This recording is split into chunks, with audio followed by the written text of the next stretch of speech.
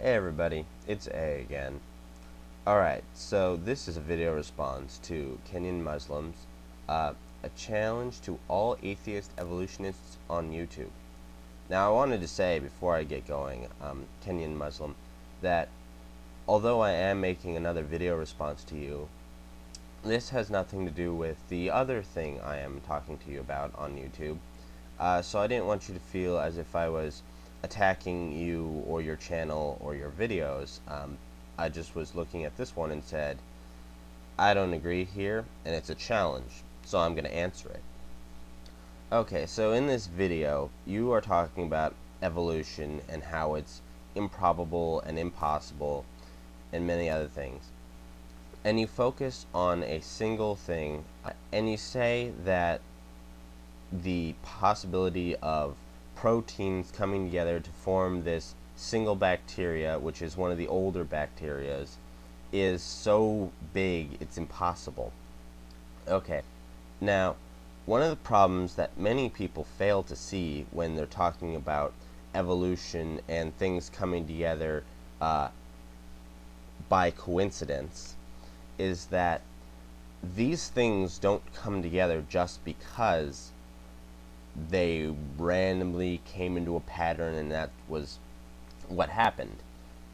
These things come together because there are natural forces in the universe. You might have heard of one, it's called gravity.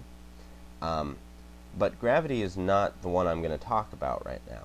These natural forces are what binds atoms together, forms molecules and things like that. These are the electrons that atoms have. These are the energy between them, things that hold them together, molecular bonding, things like that. Now, if you take into account, and I do not have the numbers, and I don't even think your numbers are quite correct, but if you take these things into account, the probability of these things coming together drops quite a lot. See, because evolution doesn't just say these things came together at random. It says that these things were not created, they came together, and the natural forces of the universe definitely helped it along. Now, these natural forces are not God, by the way. They're not any of the deities. They're forces that we have seen and we have scientifically proven. And then the probability you're talking about, when you get into bigger things and more complex things, more of these natural forces come into play, which means that the probability of bigger things also gets smaller. Now, the probability is still pretty high. However, once again, as you kind of mentioned, but you didn't do a really great job of it, the probability of something coming together, if it has a number, it is possible, and you have given them all numbers. And with the universe being, as we believe, infinite, okay, it's expanding, it's always getting bigger, it will go on into infinity. If you believe the universe is infinite, like most evolutionists do, and that time is infinite, you will find a world in the infinite amount of worlds over the infinite amount of time that will have these occurrences happen. Okay, if there is a probability it can happen and you have an infinite amount of time to see these things happen, it's going to happen. Okay, so it's not nearly as impossible as you're trying to say. Now, I also wanted to point out that many of your slides are very insulting, which is kind of sad for me to see because when I've talked to you before, you've been pretty civil. But then you go in to talk about creationist and the probability of things happening is 1 in 1 because the God can just say, this is what's happening and make it happen. That way of putting things is very childish, okay? And excuse me if you're insulted by that, but very childish. It's using something that you can't explain to explain other things, going, well, God did it. Yep, it was God. Well, that, you know, that is a very lame way, and there's no scientific proof of God, which means you can't put a number on that.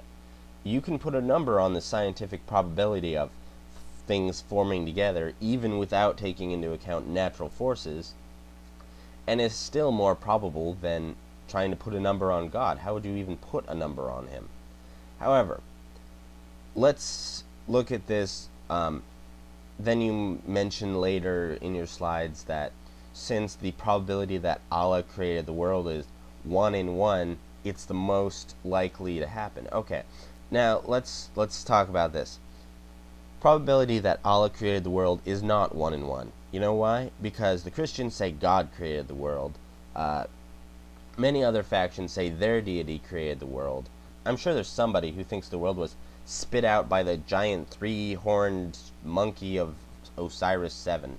Okay? This idea that Allah created the world is 1 in 1, 100% probable, is incorrect. There are so many other deities out there that could have created the world. Then you move on into a Pascal's wager. Do you know what that is? I'm sure you do. Pascal's wager is if there is a possibility of hell, why would you choose anything other than how to not go to hell if there's a possibility of it? And this is seen throughout the atheist community and many other communities as a very weak argument. Okay, so there's a possibility, yes, that Allah exists, and since I don't worship him, I'm going to his hell. But there's also a possibility that the Christian God exists, and you don't worship him, so you're going to his hell.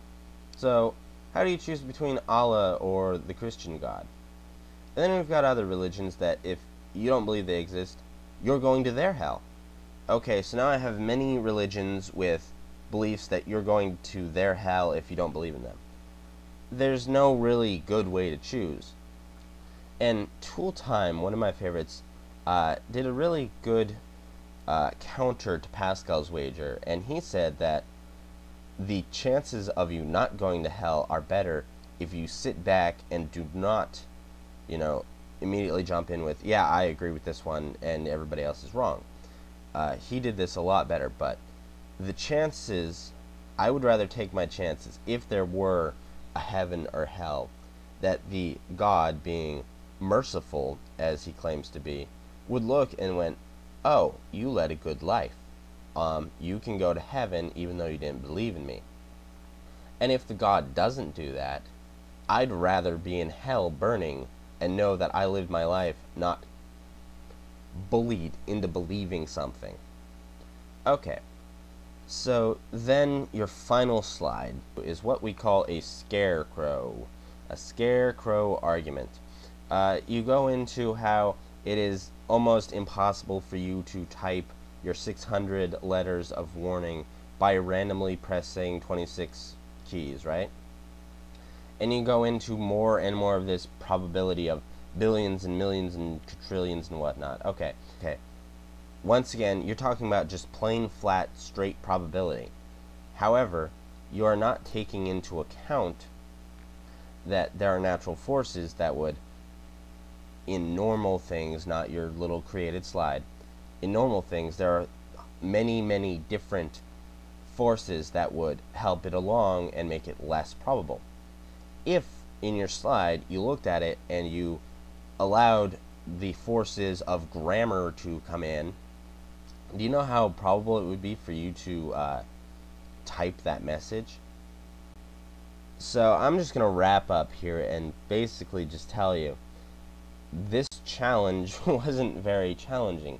You threw a lot of numbers at us, okay, which, one, where did you get your numbers from? I'd really like to see that, because if you did it yourself, are you a mathematician?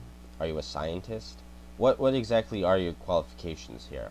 This theory stands, even though it's been tested by many, many scientists who are definitely more educated than you are. Not saying you're uneducated. So, peace out. Like to hear back from you. You know, all that good stuff. Once again, this is not an attack on you or your channel. I just saw this and went, ooh, I want to reply.